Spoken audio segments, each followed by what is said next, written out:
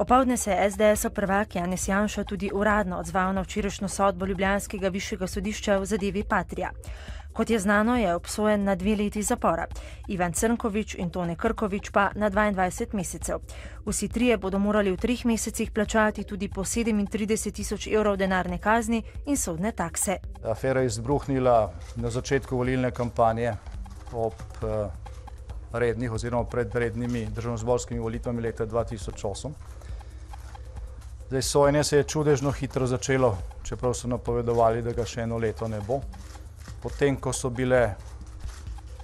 je bilo jasno, da bodo leta 2011 predčasne volitve, in zdaj, ko je Slovenija ponovno pred predčasnimi volitvami, je bila izrečena pravnomočna sodba. Se pravi, tretjič se želi za afero Patria neposredno vplivati na volilni rezultat. Premijerka Alenka Bratušek, ki vse od petkovega kongresa Pozitivne Slovenije še vedno molči v svojih nadaljnih potezah, se je danes sešla s predsednikom države Borutom Pahorjem. Še danes ali v prihodnjih dneh je pričakovati izstop premijerkinih podpornikov iz poslanske skupine PS-a in začetek postopkov za ustanovitev nove poslanske skupine. Tudi premijerka Alenka Bratušek od danes ni več članica Pozitivne Slovenije. Glede morebitnega odstopa z funkcije predsednice vlade se bo najprej pogovorila z ostalimi 3 koalicijskimi partnerji, ki pa so že povedali, da vidijo edino rešitev v predčasnih volitvah. Po njihovem ostaja le vprašanje, kdaj bi bil najprimernejši datum za njihovo izvedbo. Državni zbor na izredni seji na zahtevo SDS-a razpravlja o težavah pri črpanju kohezijskih sredstev. Kot je znano, je Bruselj Sloveniji zaradi postopkovnih nepravilnosti zamrznil za 185 milijonov € izplačil.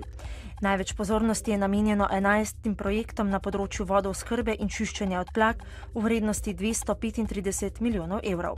Ti imajo vsa potrebna dovoljenja in pogodbe z izvajalci, a jim vlada ni izdala odločb, ker da nima denarja za sofinanciranje. Poslanci opozicije in koalicije so enotni, da mora vlada takoj poiskati rešitev in zagotoviti potrebnih 35 milijonov €. Opolnoči so se spet podražila vsa goriva. Liter 95-oktanskega bencina je dražji za 1,8 centa, dizelskega goriva pa za 1,2 centa. 1,6 centa več bo treba odšteti tudi za liter kurilnega olja. Jutri dopoldne bo sončno, popoldne pa spremenljivo oblačno s krajevnimi plohami in nevihtami. Najnižje jutranje temperature bodo od 4 do 10, najvišje dnevne pa od 16 do 21 stopinj Celzija. Danes v dnevniku televizije Maribor. Evropski poslanci o lokalnih temah. Nepravilnosti pri gradnji medicinske fakultete.